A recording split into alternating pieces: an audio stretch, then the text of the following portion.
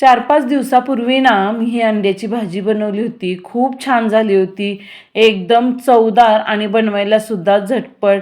हॉटेलमध्ये जी ग्रेव्ही वापरतात ना, त्या प्रकारची ग्रेव्ही बनवून आज आपण ही भाजी बनवणार आहोत. बघा खूप छान झालेली आहे आणि तुम्हीसुद्धा आवडीने बनवाल. त्यासाठी बघा इथं मी तडका पॅन घेतला आहे. त्याला थोडंच तेल लावायचं. जास्त पण तेलाचा वापर केलेला नाही आपण आणि त्याच्यावर अंडं फोडून टाकायचं. गॅसची आच आपण कमीच ठेवलेली आहे आणि त्याच्यावर थोडंसं मीठ असं हलक्या हाताने पसरून टाकायचं. थोडी हळद घालायची असेल घाला, नाही घातली तरी चालेल. आणि थोडीशी मिर्च पावडर आपण इथं कलरसाठी वापरलेली आहे. ही तिखट मिर्च पावडर नाही आहे. आणि दोन्ही साईडनी छान मस्तपैकी असं गोल्डन खरपूस होईपर्यंत हे अंडं बघा तेल थोडंसं टाकून भाजून घेतलेलं आहे. सगळी अंडी अशीच आपण आता भाजून घ्यायची आहेत. तेल थोडं टाकायचं आणि गॅसची आच लक्षात ठेवा एकदम कमी करायची आहे. त्याच्यामुळं करपत नाही, काही नाही, एकदम छान होतं. आणि हे डीलसुद्धा बघा असं पसरून टाकलं ना चमच्याने फोडून तरीसुद्धा एकदम छान होतं बघा. डील एकदम मध्येच राहतं आणि भाजीसुद्धा खाताना चवीला खूप छान लागते.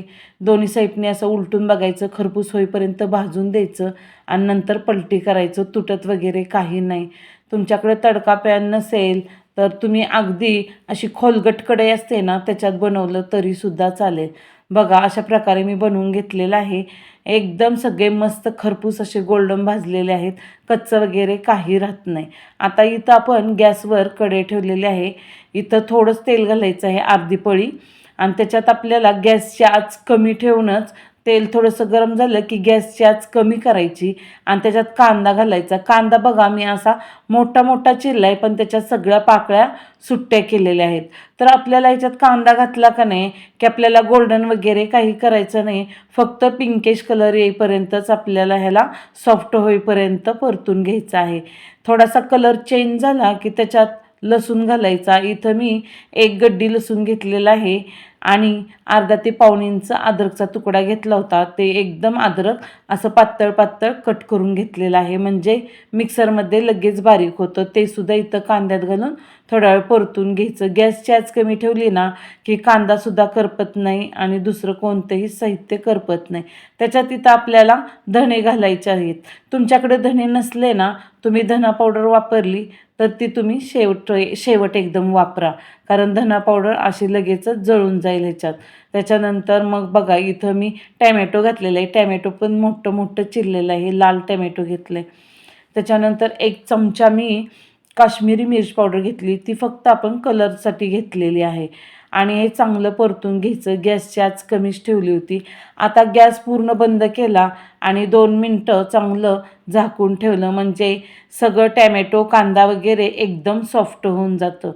आता इथं अंडे बघा सगळे एकदम छान मस्त खरपूस भाजलेले आहेत.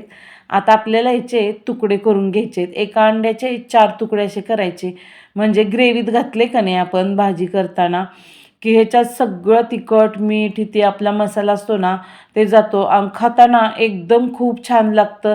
एकदम रसरशीत लागतं हे अंडं. असे अख्खे अंडे आपण जरीसुद्धा चिरा पाडून घातल्या ना तरीसुद्धा ते व्यवस्थित लागत नाही.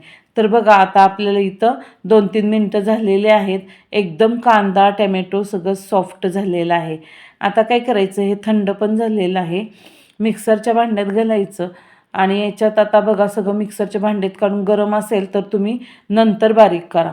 त्याच्यानंतर याच्यात कोथिंबीर घालायची.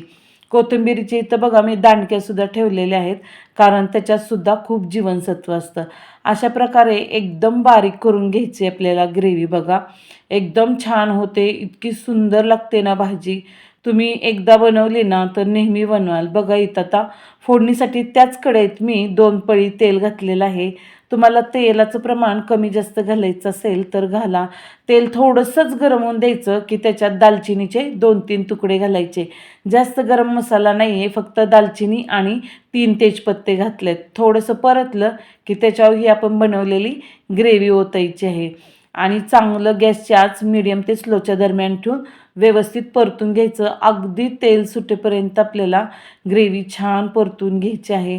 तेल सुटेपर्यंत परतली का नाही की एकदम मस्त भाजी होते आणि चवीलासुद्धा खूप छान लागते.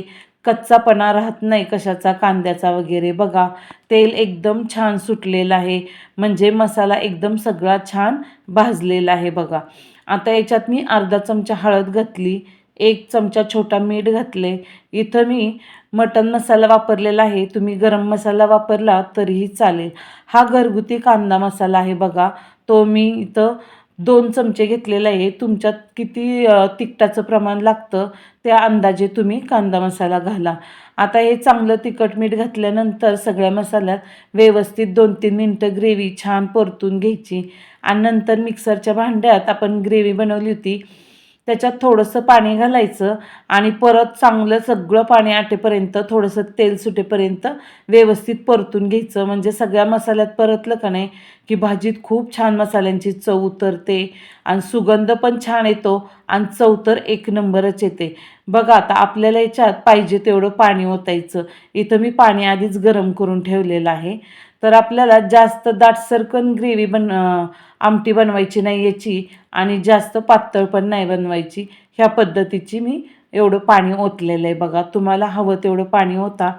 आता ह्याला बघा छान मोहर आलेला आहे, हलकीशी उकळी यायला लागलेली आहे.